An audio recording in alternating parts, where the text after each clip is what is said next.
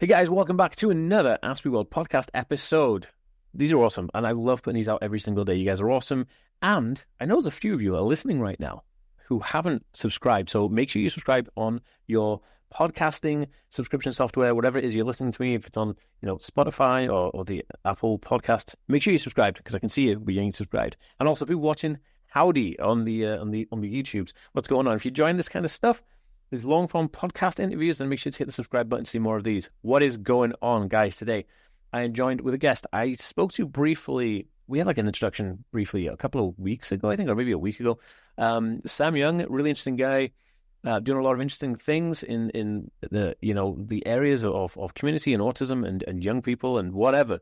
So I'm excited to speak more to this gentleman and introduce you. So Sam, do you want to take it away and let me know what you do? Tell our audience who you are. Absolutely. So, hi, everyone. Super happy to be here. Thank you, Daniel. I'm the director and founder of a virtual enrichment school, which is committed to helping differently wired kiddos, so autistic kids, ADHDers, dyslexic, dysgraphia, etc., who are specifically twice exceptional. So this is a new term for those of you. Think of twice exceptional as like dual exceptionalities. And for those of you watching live on YouTube or watching the YouTube, I'm a very visual person, so you'll benefit more. But I'll try to describe everyone. So think of asynchronous, like high highs, low lows. So someone with twice exceptional diagnosis would have dual exceptionalities. They have exceptional strengths and exceptional struggles. And our school is committed to countering the harmful deficit-based world that's trying to bring the bottom up and quote unquote fix people. We're committed to stopping all that and helping kids develop their strengths and talents so they can be superheroes. Interesting. Okay, so straight off the bat, like, I love it. I love the idea of the mission. How do you do that? Like, what does that look like? What does the work involve? So, we think of like the demands of and the values that we have as a society, right? And they're never focused really on deficits of experts, right? Like I think back to the COVID pandemic, right? And there was some fellow here all over the United States that was the foremost expert on the Spanish flu, right? He wrote this book, about the World War I, and here's someone who, no one cares about his ability to do his own taxes or anything like that. But when there's a pandemic, we all kneel down and take a notebook out and listen to this guy. Yeah, and that's our society. We celebrate the Elon Musk, the Bill Gates, the Simone Biles, but we don't care about the deficits. So what we try to do is, I found that in my own experience personally, and then my experience teaching hundreds of kids over a decade, that we make kids wait until after school to start learning, right? Like you have to get through this and then you can blank. And we realize, that's arbitrary. Like autistic people, neurodivergent people are incredibly asynchronous. They're on very different timelines. So why not take really accelerated, compacted, exciting, and relevant curriculum and bring it to their young bodies because they have older brains? So why make a kid who's 5 wait until they're 18 to study cryptography or hacking or, whatever it might be, robotics? Why not just have interest-based classes? So to answer your question, the way that we do that is by having these courses led by expert mentors and just making it accessible to young kids virtually so that they can get into the stuff at 5, 7, 8, 11, etc. Yeah, I think you're absolutely right. We kind of focus on like, especially school curriculums. School curriculums are kind of like, everyone has to learn this one thing in this one area, and that's all we're going to do. But you may excel in, I don't know, like science or something, but you're not really. You have to do gym. You have to do history and modern art, right? When nobody really thinks that you're ever going to do any good at it, but you have to do it, and so you're wasting time and valuable energy putting into that. So I get that, and I think it's a shame really that we don't have the education system needs an overhaul, right? Because it's very kind of like, industrial revolution based. Like it doesn't have much bearing on reality. And I do think it's interesting, and you could literally start a revolution with that idea of doing that type of thing. I mean, talk to me about like the ratio, or not even just ratio, but talk to me about the success rate in which you have. Like, what's it look like? How are you measuring success? How do you know this works? Because I know it works because in theory it would work, but how do you know it works? Yeah, it's a really good point. So and I always like to qualify and say that, I'm not saying that there's no value to learning things that are uncomfortable or foreign or different or difficult for that matter. There are non-negotiables. I think everybody should learn how to read and write and know basic arithmetic. But the idea is that, as a society, we're converging everybody to the mean. As you mentioned, this kind of industrial preparation. Like, you need to be able to stand at the machine, move when the bells ring, take your lunch pail to the lunchroom. Like, these fundamental skills are incredibly outdated, as you said, Daniel. And the reality is that, like, society has changed tremendously. So it's kind of macro response to what you're saying. I think absolutely we need to change. And we know that autistic, neurodivergent, differently wired, twice exceptional, gifted people, they don't live in the center. They live on the fringes.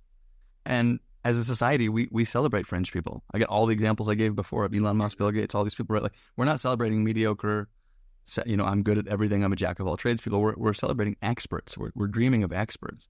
Well, it's extraordinary, right? So when you're ordinary, nobody celebrates ordinary because there's not much to do with ordinary. But when you have extraordinary, then you're getting kind of like extraordinary people, right? Exactly right. And one of the things that I say, again, I always kind of answer like big picture, and I promise I'll answer the exact question. No, it's fine. I'm interested. The idea that, like, we have these, a lot of autistic people might self-identify, or maybe you've heard the idiom of, a square peg in a round hole, right? And a lot of society is really about shaving off our edges and getting us to quote unquote fit in, right? And that's our logo. Other side here is this idea that, like, the colors, for those of you who are watching, the yellow is our strengths, the blue is our struggles, and then the green is the fact that we're always a combination of the two. And if the shape you can see is the square part that sticks out is not coincidence, it's strength. This is what makes us unique. And the struggles are the rounded bit. And our goal is not to round out, but to develop these things. So yeah, I like to say that, as neurodivergent people, we're always green. It's just the setting that changes. Right? So we can develop our strengths and be in the right setting, then we can have this kind of alignment. But to answer your question, the way that we find that this works is simply in the way we've taken a lot of surveys and asked families, what are you experiencing? How do you experience your kid? We ask, Likert scale 1 through 5, rating their happiness before they start and after. And a best kind of anecdotal example, but we have a mom who's been with us her kiddo's been with us for 2 years, and they take a class every 48 hours. So he takes a class Monday and a class on Wednesday. Okay. And this mom was speaking to new parents at one of our open houses, and she said, we've coined a term. So our school is called Young Scholars Academy. And she said, we've coined a term at home called the YSA glow, which is that our kid, if he takes a class every other day, he's euphoric for 24 hours because he's just with his people. And this is the concrete answer to your question, that I believe that there are 2 key ingredients that attribute to our success as individuals, as adults, and especially for children, which is when we're with neurodivergent peers. Like, the research is abundantly clear that autistic people need autistic people, asynchronous people need asynchronous people, that the research says that we experience more positive self-affect, we experience more belonging, community, and desire to take risks and more creativity. So when we can look, I call this the x-axis, when you can look left and right, and then the y-axis is when you can look up at an adult or a mentor who's walked the walk. Exactly. And yeah, you need that as well, because otherwise you'd be blowing smoke up someone's ass, right? in effect, like, you should be saying, well, do this and it'll be great. And then you feel like, okay, well, what am I following here? It's just a theory. And how are you finding the response from, like, the people, like, let me put some perspective. The work that I do and everything I do is to urge people towards an existence filled with potential, right? And so that could be any type of neurodiversity that come through any one of my videos or my programs or anything like that. And so seeing that progress in their urge towards existing extraordinarily or with their full potential is really interesting, because I see them kind of 10x their own life. And then they come to me and they say, hey, how have you seen the change in the person urging themselves towards their own existence? How have you seen that change? And have you seen that change? Yeah, absolutely. I mean, the easiest answer is the obvious ones, right? Like, the more extreme the case, the louder the change. So having kids who are, maybe school avoidant or have really shut down and really internalized that harmful kind of deficit-based fix-it stuff, like, I'm here because I'm broken, or I'm here because I don't blank. And I think the biggest place is seeing those kind of radical transformations. And we have another student we have something called homeroom social club. So it's like when you enroll, just like if you went to a brick and mortar, there's a homeroom club. Yeah. Our homeroom where you're doing homework and getting help from teachers. Ours is just social though; it's not academic. So the kids come together and they play icebreakers, and they each week they take turns sharing their passions. So we have a kid who's like really interested in frogs, and he has like all these frogs, and he's showing us the terrarium. And during this presentation, a young girl in our class called out. She said, "Wait, you're autistic?" And the kid said, "Yeah, I'm autistic." And she said, "Raise your hand." Totally interrupted him. Right? "Raise your hands if you're autistic." And 5 of the 6 kids in the class were autistic.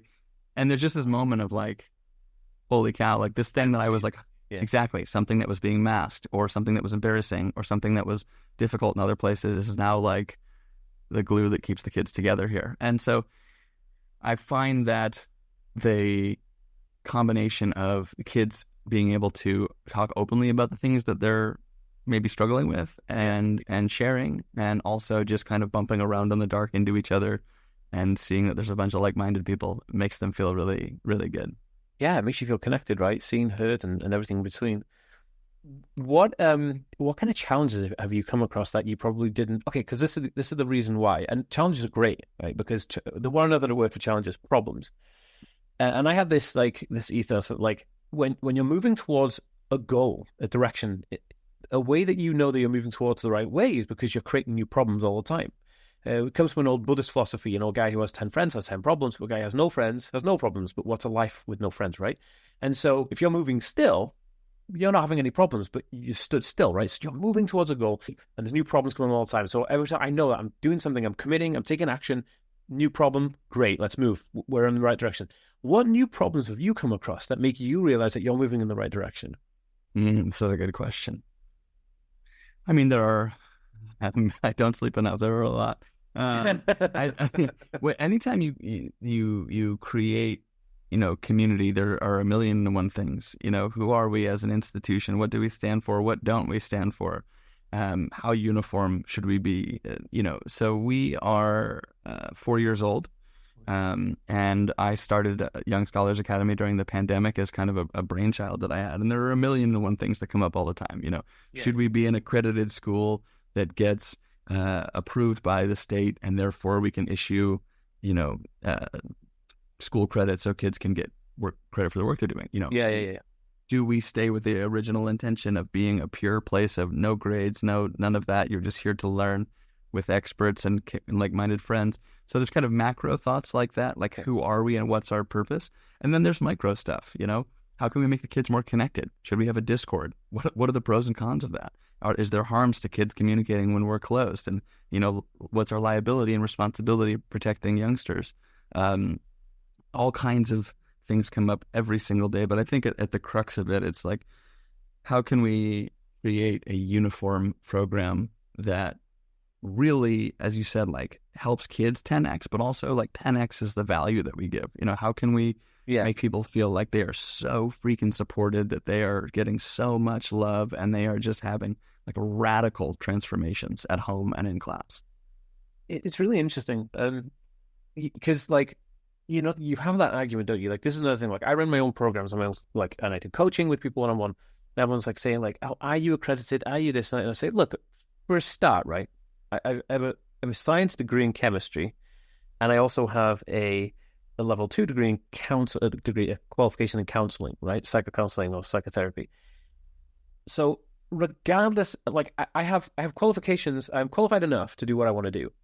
Regardless of what happens after you leave me, after parting and exchanging information through a cycle of communication, what happens afterwards is something else. What do you get out of it is what you really can value it on. So it's not valued on the qualification on paper, right? It's the value you take away from it. So if the kids are gaining their urge towards existence in a way that works for them, that helps increase their potential, right? Then their survival rate goes through the roof. I mean, survival in the form of society, right? How we move forward, how we get jobs, how we create a civilization that is actually moving ourselves forward rather than going backwards and regressing, right? So I get what you're saying. Or people, those things happen all the time where people ask stupid questions, which is, they're valid in a way, but it's stupid when you think about the long or the bigger picture. People always think about the short term. They think about collecting things, or collect this qualification, collect this accreditation. Can it help to? Okay, but if you we know what the typical school system looks like, and you can get your, was it the GDA, right, from a school, right? GD, yeah. A GED, sorry, a GED. Bravo. I mean, listen, you know far more about this country than I know about your education system. No, like, so in the UK, we call it GCSE, right? That's why I got confused. Okay. Over there, so you get your qualification when you pass out from school, but that doesn't mean you learn anything. It just means you stayed there. I mean, like, something like 70% of it is showing up for class, right? Yeah, yeah. So they're going to get far more from doing something with you, but not accredited or no credits towards their kind of like academic or scholastic education. But there's something more important there. Their lives are expanding. Their space is expanding. That's really interesting because you open up an entire dynamic of universe for somebody, and I think that's so important. Well, thank you. Yeah, I mean, it's complex in that there's finite resources for some, and there's the bureaucracy. I firmly agree with you. I worked at the flagship school for 2E students for about 10 years, and I went through their research center and their graduate school. Yeah. And my mentor there was the founder of one of the founding figures of the school. And he said, I don't much care for credentials.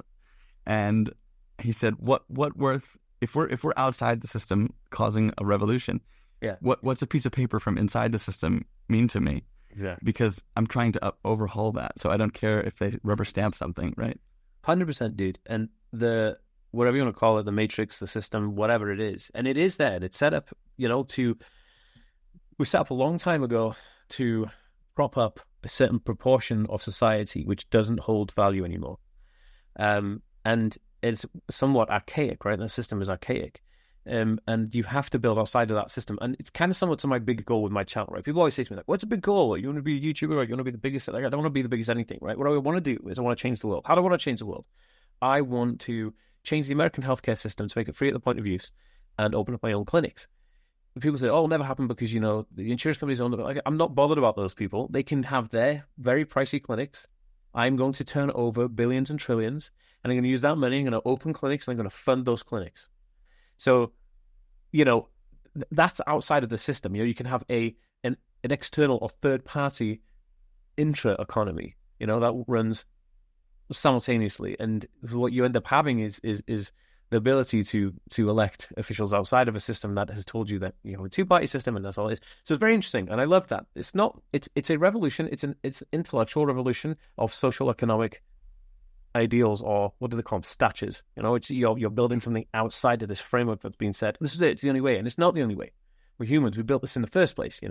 Let's just think of something else. Bitcoin came out of nowhere, right? There you go. Economy from nowhere. So let's think about it. We can build systems, and I love that because you're edging towards that. And you're right. The qualifications from inside a system don't mean jack when you don't need it. What does that mean? You know what I mean? It's interesting. Yeah, one of my favorite educational psychologists kind of positioned like what we ought to be doing. This guy, Dr. Joseph Renzulli from University of Connecticut.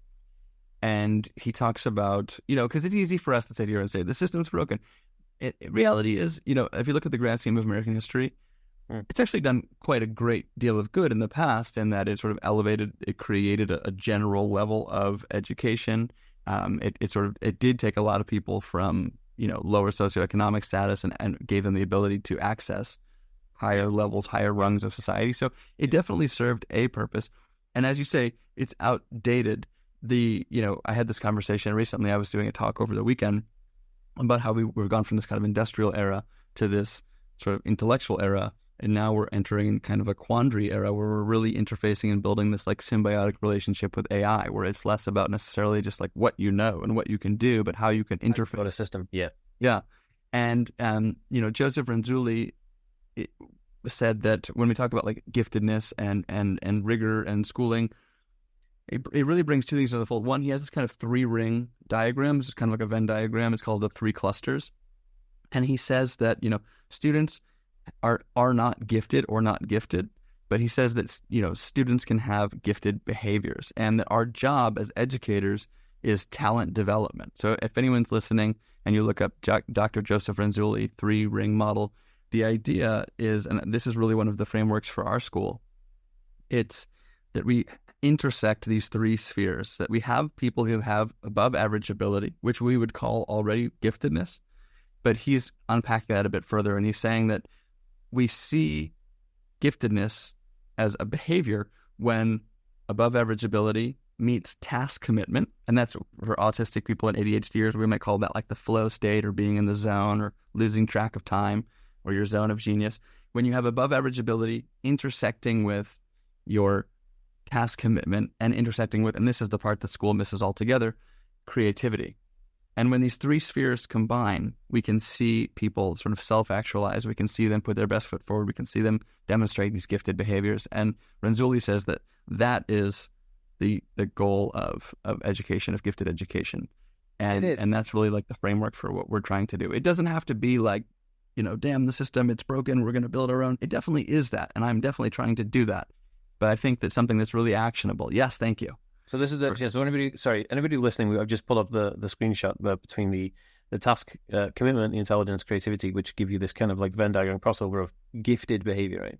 It's a really interesting concept. And how did he prove this? What was the did he do a and in Renzulli's rings, instead of intelligence, actually, because he was kind of moving away from IQ a bit, he put above average ability. Average ability, yeah, that was the one, right? Yeah. There's all kind of reframes from this, but he spent really his life at UConn studying the gifted behaviors and found out that, it's relative, right? Just as Howard Gardner redefined intelligence, he said there's multiple intelligences. Dr. Renzulli's redefining giftedness and showing that it is relative. We would argue that a Simone Biles, right, is gifted. Yeah. I think it would be hard to say she's not. Now, it may not be that she has an incredibly high IQ that would take, be found on an intelligence scale. I don't know, but there's no doubt about it that when she is focused, she is expressing her artistic creativity on the gym mat, and obviously the gold medal speaks for itself, right? So the idea here is, using different case studies. Renzulli went through all these different schools all over the world and was taking kids and assessing them, taking kids who already had IQ testing, taking kids who didn't but seemed to demonstrate some kind of prowess, and then was introducing these three rings and maximizing their time at the intersection of these three, and then measuring their success in the short term and also as a longitudinal study. Interesting. And that's how he came up with this kind of Venn diagram, right? Mm-hmm. And one of the big kickers, and I think that this is especially important to mention on a podcast for differently wired people, is that the big differentiator is authenticity, right? If something really matters, like we know people who are bright and quirky are not motivated by busy work, right? And we may beat ourselves up, like a lot of us internalize this, like, it's hard for me to like pay bills and do things like that because it just seems so beneath what I'm trying to do. And it doesn't feel, it's authentic in that it matters, but it doesn't feel authentic in that it's relevant to the things that I am trying to do. And so one of the things I think for anyone listening, if you're having like a difficult go of it, or if you're beating yourself up or you're internalizing a lot of the, harmful deficit stuff, I would just say, give yourself some grace and ask, like, are you really like kicking into high gear in certain aspects of your life? Where is that? And can you do more of that rather than focus on the things you're not doing? Yeah, and we had this idea, we had this conversation when we were talking. I said, like, in my talks, I say this to parents who, they always say, like, my kid can't do this, my kid can't do that. I said, yeah, but you're focusing on stuff they can't do. Just put out energy into stuff that they can do. So it's ridiculous. You don't wake up and think, oh my gosh, I'm not a mechanical engineer. What am I going to do? Like, nobody does. You just go to the garage, you go, okay, you go, dude, sort it out.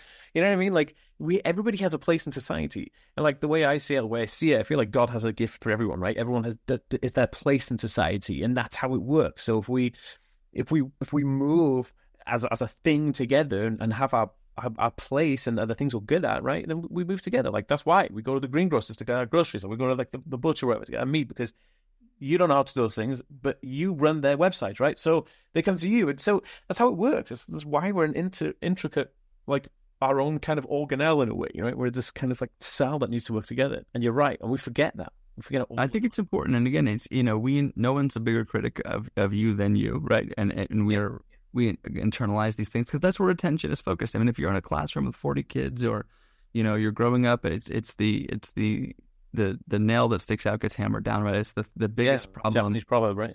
Right, exactly. And then your family, well-intended, will get you support. They'll get you a tutor. They'll whatever it might be. But we take that, and I've spent much of my life. I've committed myself to not doing this, but I still spend much of my life in that deficit-based space. And the same psychologist Renzulli has this quote, which I love, which actually kind of inspired me to do the work that I'm doing and also gave me a lot of permission to like just be myself.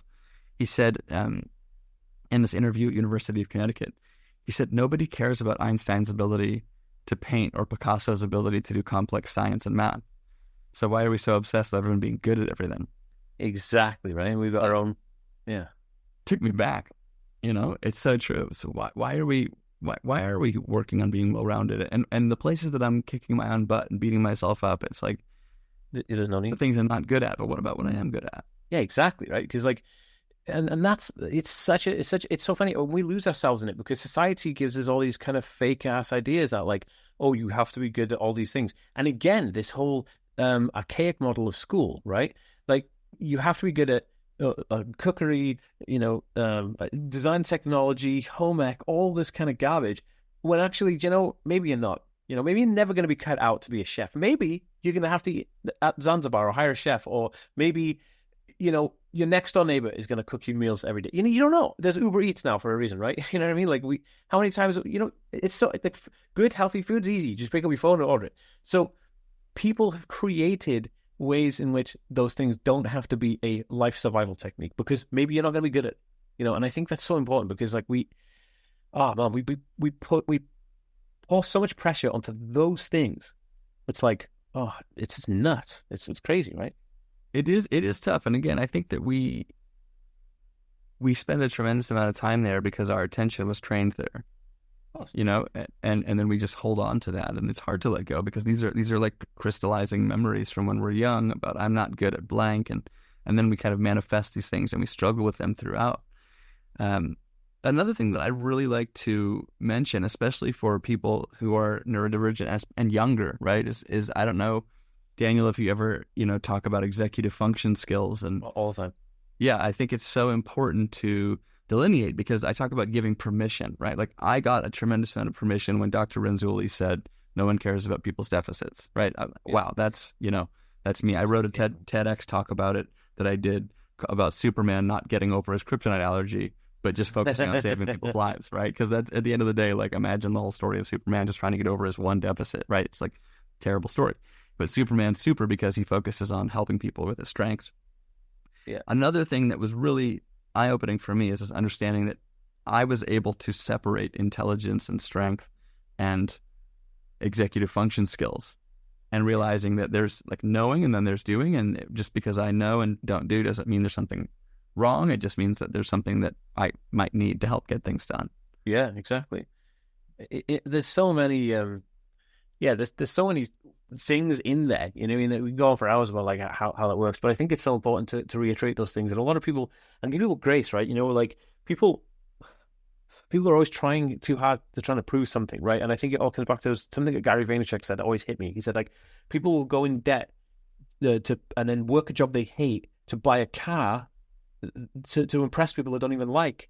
And so we're in this weird cycle of kind of like a self I don't know, we're lost, right? We're I don't know, but between millennials and Gen Zs, we're a civilization that's kind of like just, we don't know where we're headed, and that gives us this weird pressure, right? We have to be slim, we have to be beautiful, we have to do all these things, we have to be an Instagram model, we have to have the latest gadgets, we have to have the best cars, and like you said, that cascades through your whole life because you're conditioned in that manner. You have to have the best grades. You have to be the best in the class. You have to do. Why? What are we talking about here? Somebody has to be at the bottom of the class. Why can't it be you? You know what I mean? It's not like, but nobody strives to be at the bottom of the class because nobody wants to. Because even at school, we're saying you have to do good at your grade. It's like, well, dude, if everybody was an A-star student, you'd have the worst afternoon ever because everyone would come in, ace the test, and go home, and you'd be like, well, I'm out of a job, wouldn't I? So it's so weird that we like, even down to that main conditioning, like we're always told, and I think it's I don't know. I think I heard it was Jordan Peterson. I don't like the guy that much, but he was talking about something about this like cycle where you're a kid, you got to learn to walk, got to learn to talk, got to learn to eat, got to learn to sit. Then you got to learn to do words and all these kind of things. You got to learn to read and write. And then you go to school, and you got to go well at school. Then you go to well at high school, then middle school, then at college, then university. Then you got to get a good job, and then at the end of it, you're going to die. Mm-hmm. So we're chasing all of these things that we're all conditioned to tell us to do things. And the main part we forget is the humanity between it. That part where we come from nothingness to somethingness to go back to nothingness. We have this thing in the middle where we say, well, did you live at that time, or were you just following this weird kind of like cycle of something, like a cycle of action that wasn't actually giving you any action. It was just this thing that was happening around you. You were told it was great. There's like a big mystery, and then you get kind of, and it's true when you come out of university, the other end, and you finally get that job, and you're sitting in the cubicle, and you're like, oh, well, that sucked. You know, like what was the past 18, 20 years of my life gone? Like, this is not what I wanted. You know what I mean? This is not what it. And so it's really interesting to break that whole scholastic idea down. Really can really penetrate the thoughts, minds, and creativity of a lot of people, which comes back to that diagram, right? The Venn diagram. Yeah, I think there's something to be said about trying to be present, which is often quite difficult, especially for, a lot of neurodivergent people don't love mindfulness, and a lot of these things that can be anxiety producing and difficult. But the concept of, kind of being as present as possible and loving the process, because you're right, so much of life is like, elementary school, you're getting ready for middle school, and then middle school, get ready, high school is just around the corner, it's going to be tough. It's like the constant fear. You better listen to me because university is just around the bend. And then when you're in university, the professional world, and it's always about getting ready for this next chapter. And we seldom sit down and enjoy writing the one that we're in. And I think that this kind of combination of the two. I like to go back to what you said about like the, top of the class, bottom of the class. And again, if we go back to Howard Gardner's seminal work about like the multiple intelligences, and we look at, bodily, kinesthetic, interpersonal, we're talking about 8 or 9 intelligences, depending on which model you look at. And school really only requires maybe 3, right? Logical, visual, and maybe, interpersonal. So when you think about, maybe that's a third of the intelligences that are being tapped in the classroom. And I say, whether you're first or last, that in and of itself is a fairly narrow skill set. And I use the math to point out, again, it's maybe 33% of the intelligences. So what about the other 2/3 of people who have skills that aren't necessarily required? I was one of those people.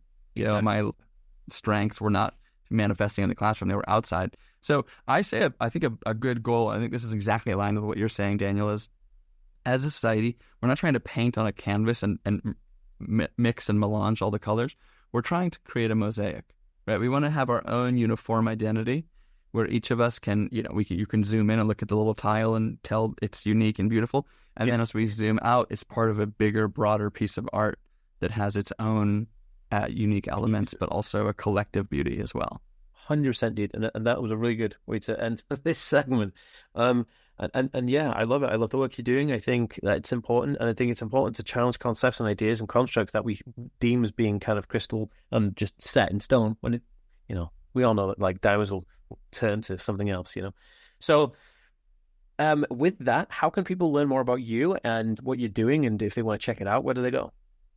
Yeah, so if you're a parent and you're looking for a place, we are a virtual enrichment school, so our courses meet maybe 1 hour a week per course, and families will take from 1 to 20 courses per week. And you can head over to youngscholarsacademy.org. If you are not a parent and you're just looking to maybe learn more about some of the topics, we put out a blog and interview and things each week. So you can head over to the site still and check out our blog and interviews. And again, that's youngscholarsacademy.org. And that'll be the best place to start. You can find all of our socials and everything there. Amazing. All right. So what I'm going to do is I'm going to leave a link down below for anybody who's interested, in checking that out. And anyone listening on the podcast, if you go to the show notes, I'll make sure these references are kept in the show notes so you can get in touch with Sam and see what he's up to. But thank you so much, dude. It's been a pleasure. Thanks, Daniel. Thanks for being here. Thanks for all the work that you do bringing everyone together. Oh, well, it's my pleasure, dude.